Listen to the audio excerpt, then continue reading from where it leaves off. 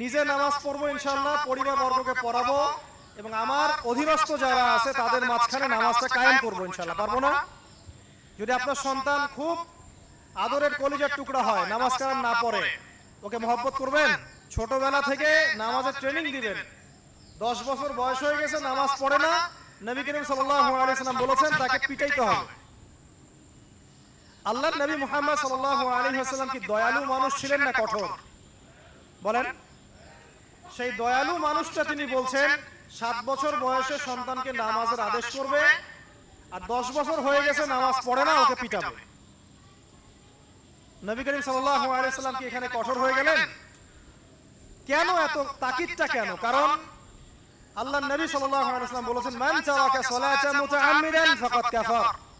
কেউ যদি ইচ্ছাকৃতভাবে নামাজটা ছেড়ে দেয় বা নামাজ অস্বীকার করে, সে ব্যক্তি কুফরি করবে। কি করবে?